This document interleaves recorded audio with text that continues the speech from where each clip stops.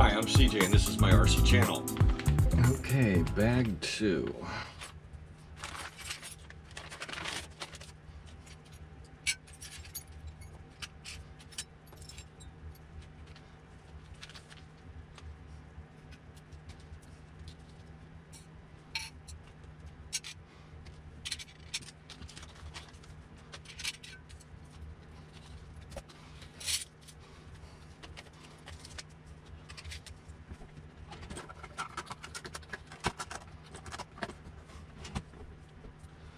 Now, this is the piece that they have aluminum option parts available for. I don't see a real reason that there's a benefit there. You know, it's a good hard plastic, and I mean, aluminum is going to look nice, but you know, are you taking off the body and oohing and eyeing over the you know, this part here, or are you worried about overall performance? Because the plastic is definitely going to be lighter overall.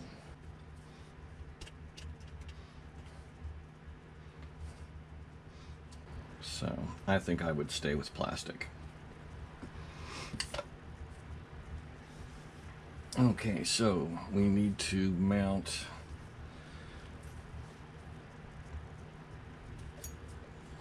let's make sure that we have these oriented correctly.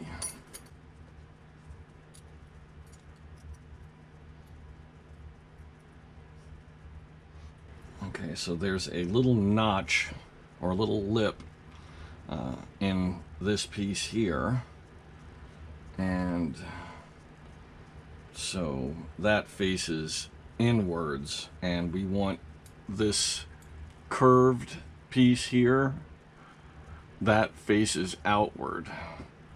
So these two pieces make a pair with the curve facing in the same, you know, in opposite directions. And then likewise, these make a pair as well. So first thing we need to do is mount one pair to the rear, and then we're going to mount a pair to the front. Let's make sure that we've got our holes correct. Okay, so these two holes and then these two holes toward the front, not these two. And we need M3x5s, and we need 8 of them.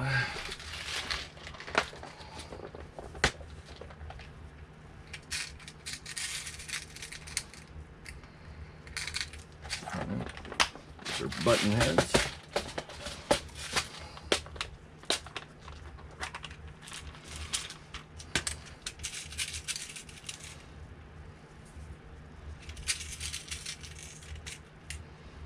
Just got stocked up on these in time for this build.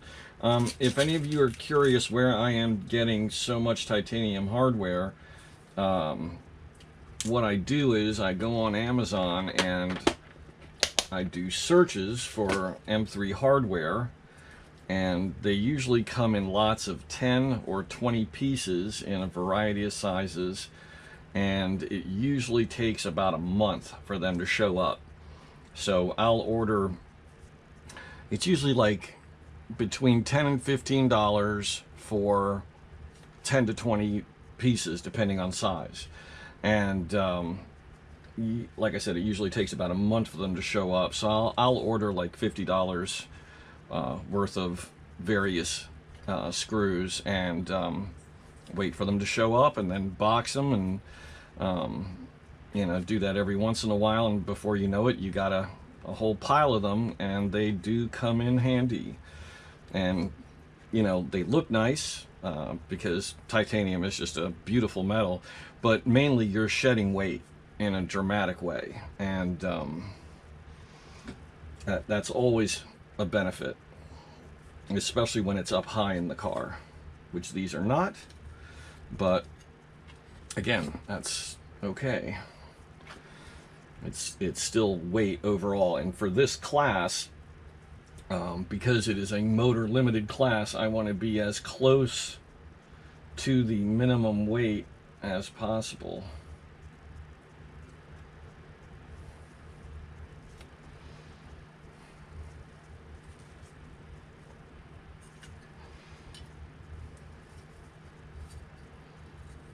Because when you're talking about, you know, as much as like, I mean, if I could be like 100 grams, maybe 200 grams lighter than the next closest car to me, even 50 grams, you know, that's a difference. And that is going to make a difference in top speed. It's going to make a difference in acceleration.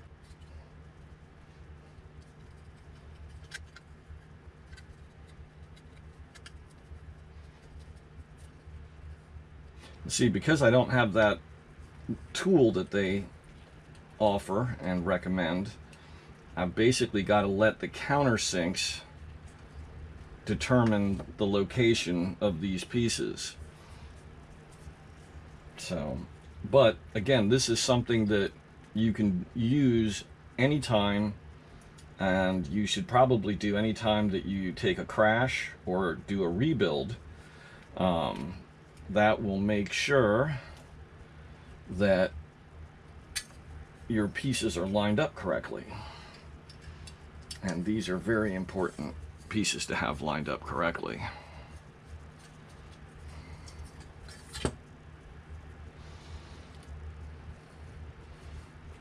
Because again, you do this, you know, after the car is assembled, you just pull out your diff and your spool and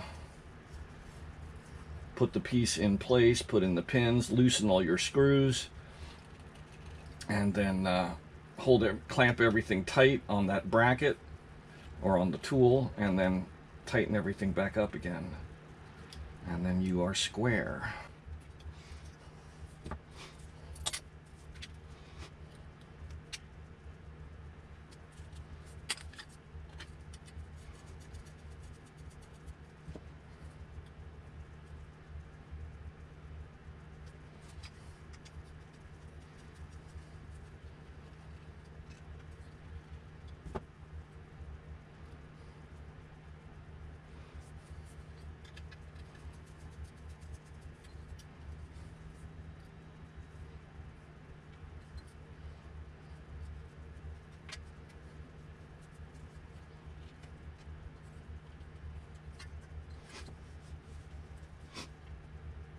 Okay, so we put these onto our bearings with the rounded lip facing outwards.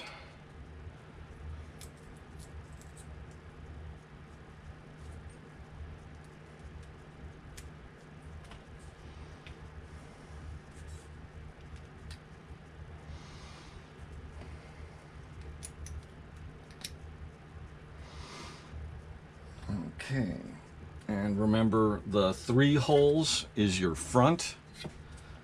That's for your front bumper. Our belts are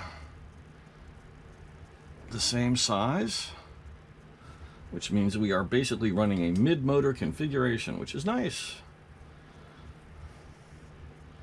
And our spool orients this way, I believe. Just see another diagram to be sure. Okay, no. It goes this way, so the spool is closest to the right-hand side. Now, another thing you want to make sure you're doing is the notch needs to be in the same place on each of them. Let's see, initial position for carpet or asphalt is with the notch pointing straight down.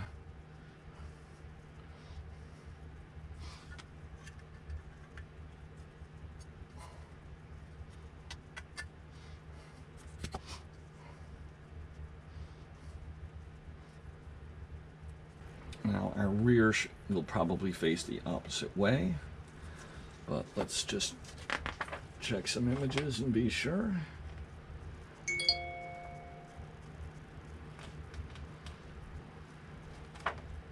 Okay, our diff is going to orient like this.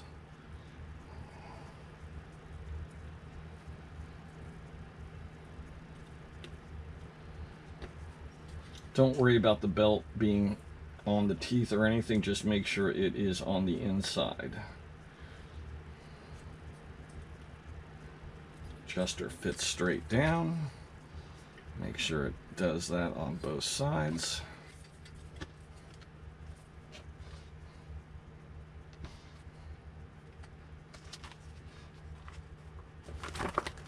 Okay, I'm going to pause up for a moment and do some Okay, we have two settings and then adjustments. The notch either points straight down or straight up for the neutral position, okay? And then moving it a few notches left or right will either tighten or loosen the belt accordingly. Now, putting the notch down, straight down, on the front solid axle upward position, tab in bottom notch provides more steering but less front traction. Recommended for medium to high traction tracks and technical tracks. Okay, so in other words, initial position for carpet / asphalt does not really ring true when you read this, because for asphalt, which is usually lower traction, you would want the upper direction. Now, what this does is it either raises or lowers your initial your initial axle position in relationship to the chassis. And so let me just continue reading to you from the front solid axle lower position. That means with the indicator pointing up, the notch pointing up. Position tab in top notch provides more front traction but makes the car push on power. In other words, it will understeer under hard power, which means that the front end is going to plow. Okay, that is safer for keeping yourself out of trouble. Okay, and here's an interesting little bit of kind of automotive history for you, and it also has to do with car insurance. This is real cars. If you live in the United States, you will find that cars tend to plow when you overspeed into turns. In other words, the front tires tend to try to tuck under, the front end pushes, and you slide off the road forwards. Okay? That is oversteer. Understeer. Oversteer is when the rear end comes swinging around on you when you accelerate hard into a turn.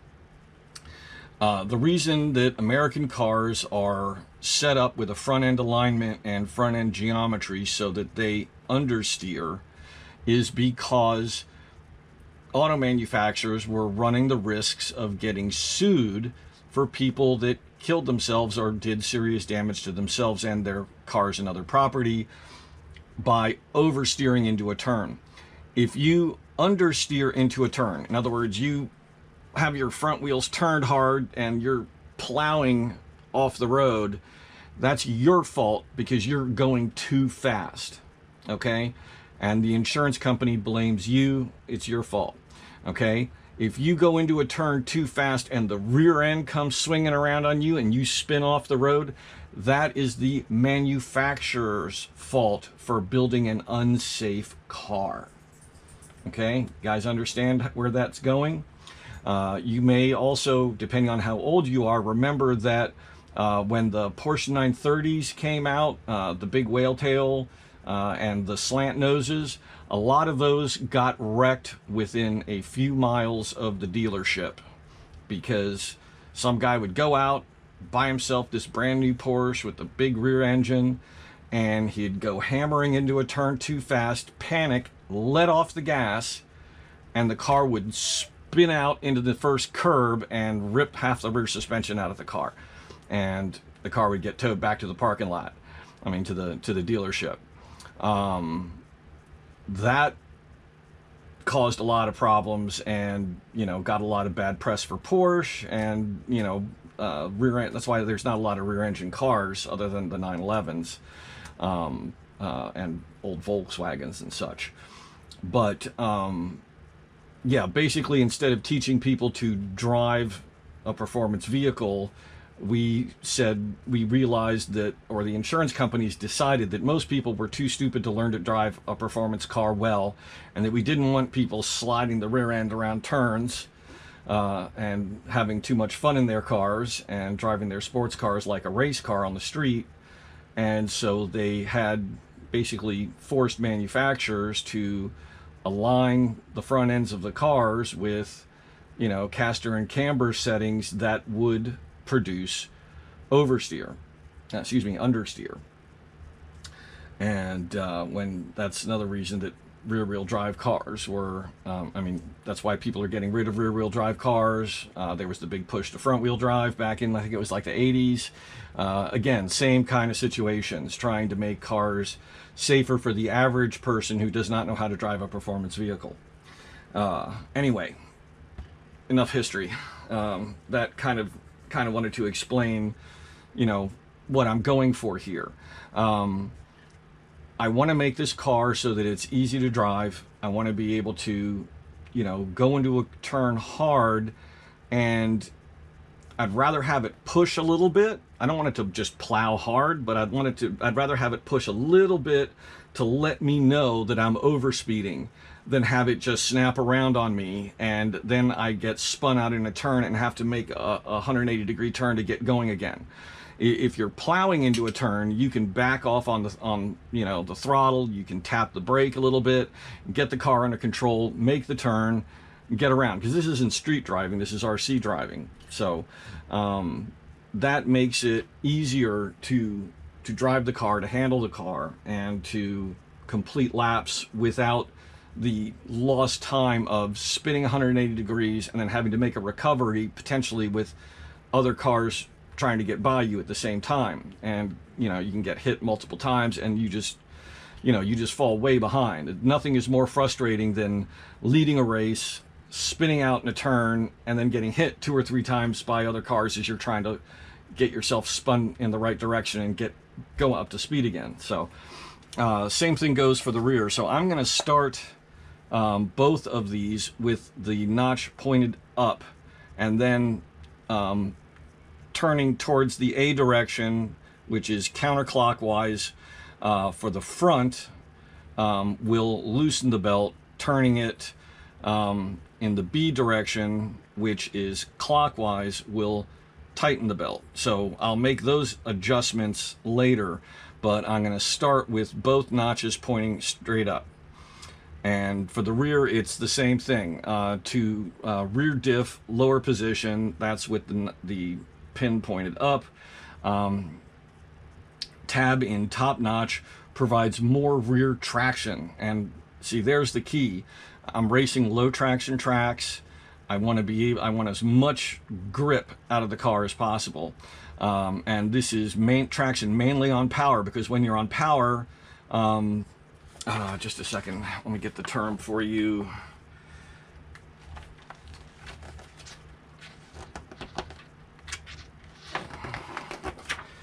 I saw it just a minute ago, and I always forget.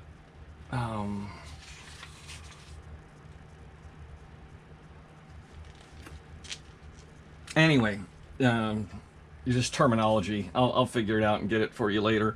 But basically, it has to do with kind of locking down the rear, and depending on the height of the axle in relationship to the chassis and the outdrive, when you go on power, it kind of locks up the rear end, kind of makes it squat down and grip hard. And So it makes the car more stable in chicanes, but makes the car push on power.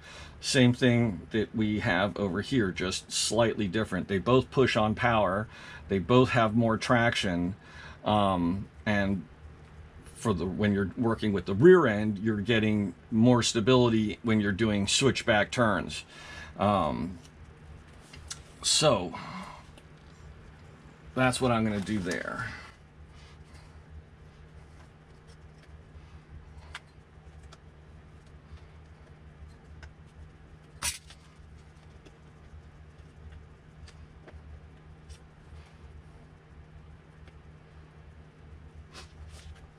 Okay, so we need to put on the top caps, but they don't, they show them on here, but they don't, they have us doing something else first. So yeah, just to make this easier to, I recommend doing it this way, okay? Because I don't think it's going to cause any issues to do it slightly out of order. Before you do the front, the center diff setup and brackets, to keep these things from falling off while you're getting under to get screws for that and putting on the center drive motor mount and spur gear mount, I think we should jump ahead to page 13 and at least loosely put these caps on top of our diff and axle here, so that they don't fall out on us. So let's make sure we got our orientation right. Here's our pieces. We're going to have 2 pair.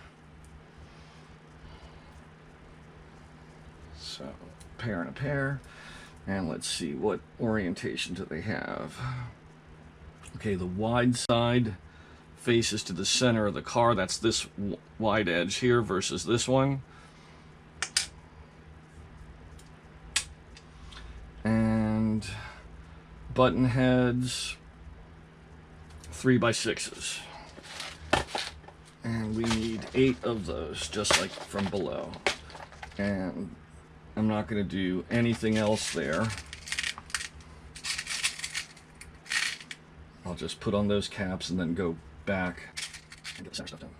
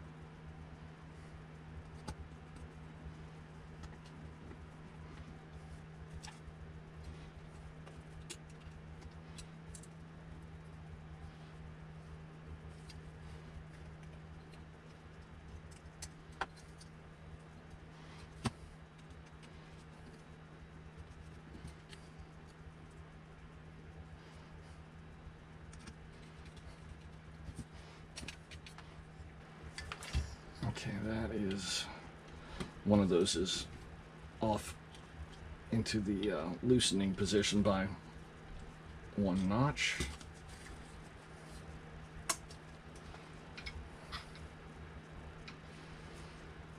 There we go.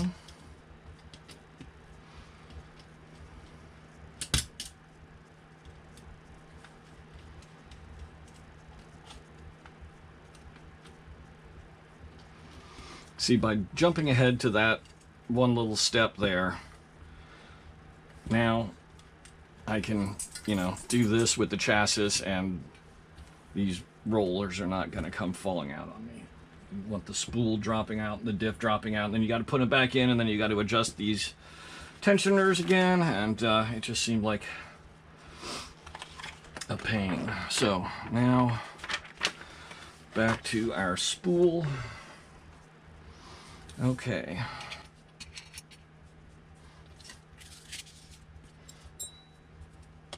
So, okay, the short side, we put on our first gear, and we need an O-ring.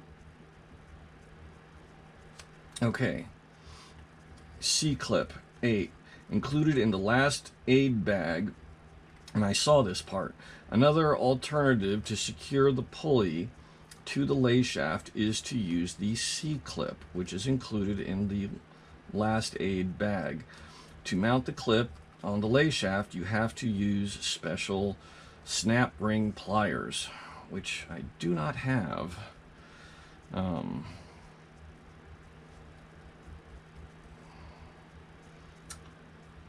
Don't think I have a pair of snap ring pliers. No. Okay, I will use the O-rings for the time being, and I will invest in a set of snap ring pliers down the road, probably. I've run into a couple of cases where those would come in handy. But, see, it really doesn't require anything solid to hang on to this, because once this is in place, it's going to be, you know, it's going to be bolted in, like, you know, there's going to be something on either side of it. And this is a big square. This is not coming loose. You know, once it's on, it's not going to loosen like that. And it can't come off because there's nowhere for it to go. So, wait a second. We need this. Okay, so... Okay, note the orientation. In other words, this... one side is almost flat, one side has a step. The step goes to the long side. And now we need 3 small screws. That's these little guys right here. And they are going into aluminum, so we do need a little Loctite. Yeah, that is aluminum. So,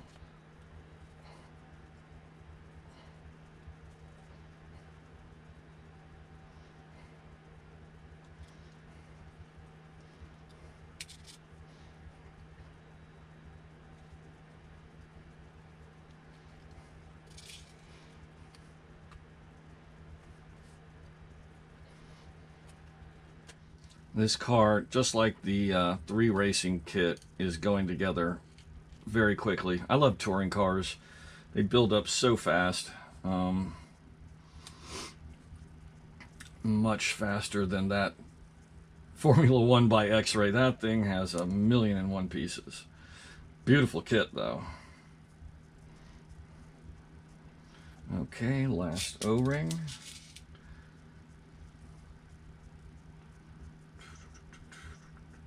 Checking all the orientation on there. Okay.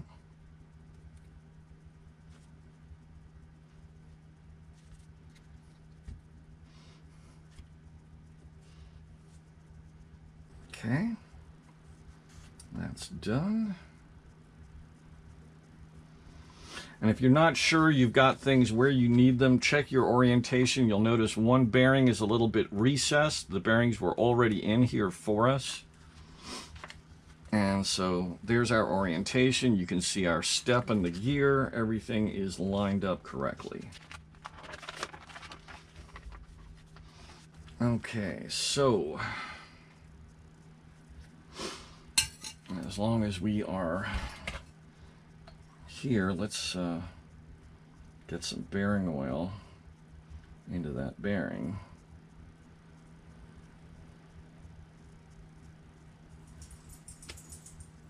while I'm doing that, I'll pick out the rest of the pieces. Now, this is that piece where we can have a tuning option, and that is you can run 1, 2, 3, 4, 5 screws, or you can just do these 3 and let this part of the motor mount float above the chassis. And that's what I'm going to do. You can actually do several options. The one I'm going to do is over here, soft. That is these 2 screws here not in place and just using 3.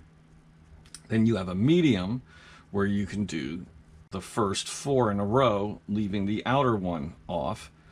And then you have all 5, which is stiff. I'm not going to read all the different descriptions there, but you basically get the idea. Soft, medium, or stiff chassis setup, at least the center of the chassis. And like I said, here's basically a link, flex option to get to a video that I've already watched that I told you about. I found that the other day. Very nice videos that they produce to give you info on their cars. So, let me get this side.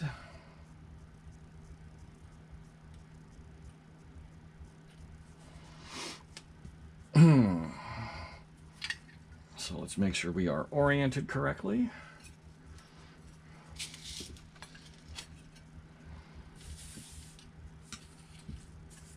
And then that's the T-brace I was telling you about as well. So we want this facing this way. Rear diff here, and 1, 2, 3, 4. We're going to be using 3 of those screws, and those are M3x5s.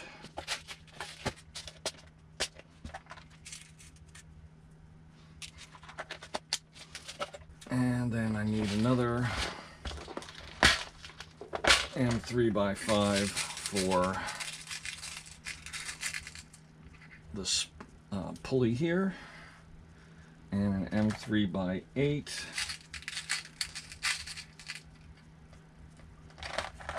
for that.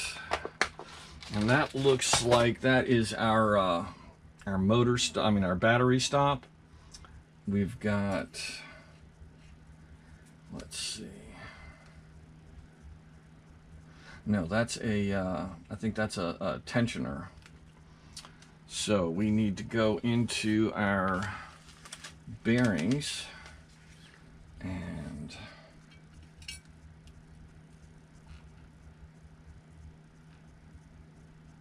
that is not the right one. Let's see.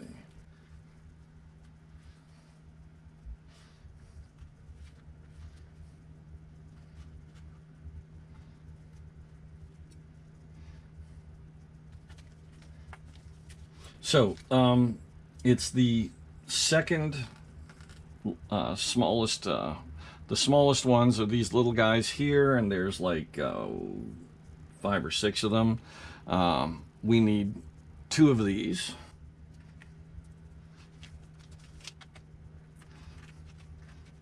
And like I said, this looks like it is a belt tensioner.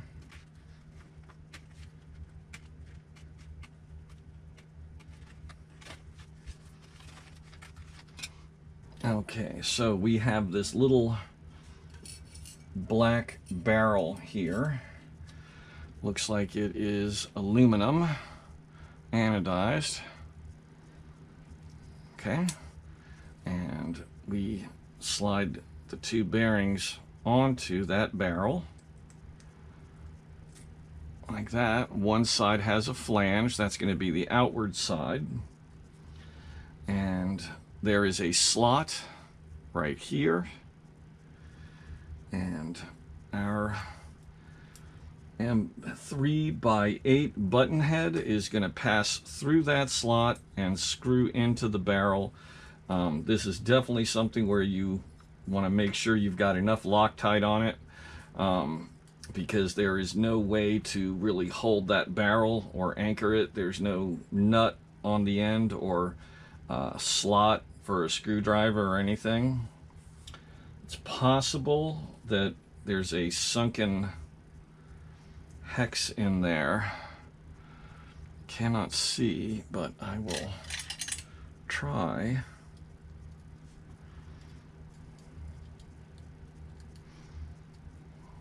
See, I can't really tell with the bearings on there.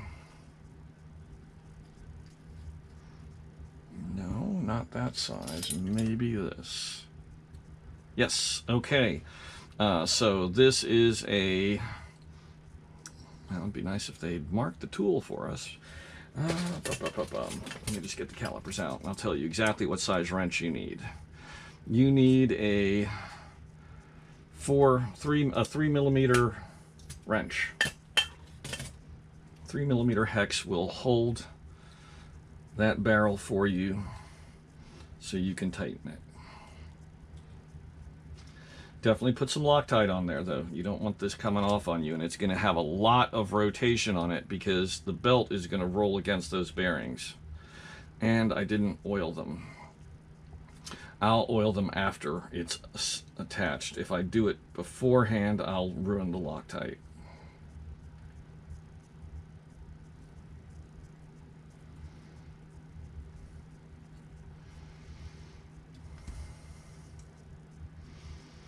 Okay, they move nice and easy. Now that can be moved up and down. We'll have to adjust that later, so don't over tighten it right now.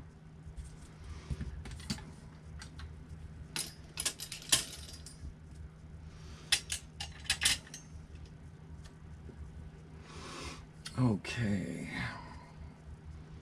so let's see, our spool goes with the the bearing that's flush, faces inward, the sunken bearing faces out, and we need our little shim here. It's 0.1 millimeter thick shim, very, very thin.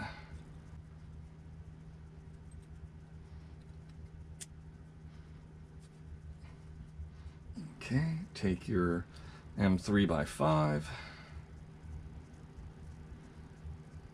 get some Loctite on there.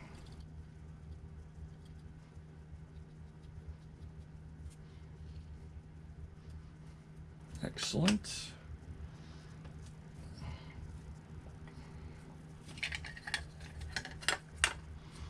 Now imagine trying to attach this bracket with these spools falling out on you the whole time. Talk about a pain.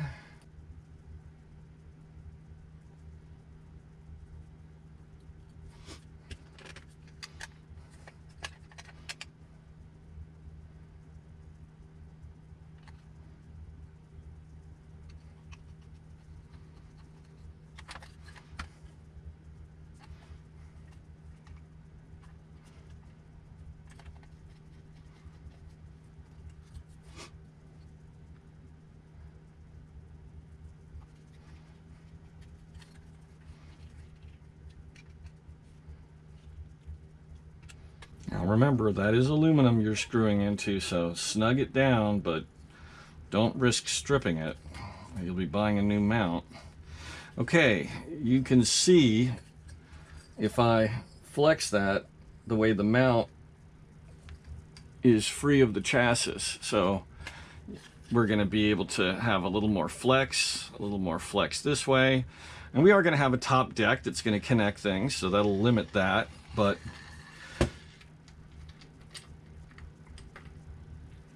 let's see which one goes to the inside. The rear one. Okay, I'm going to need to remove that real quick.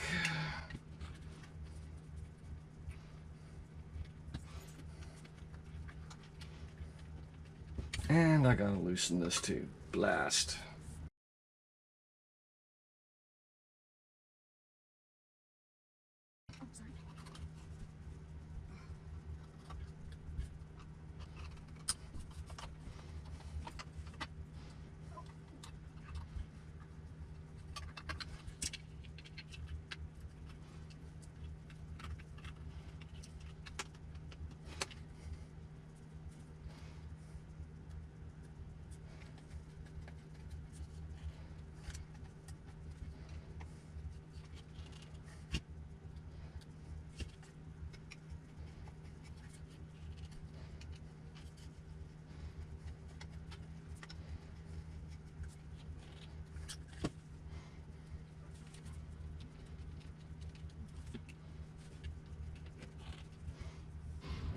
Okay, now it is time to put on our shock towers.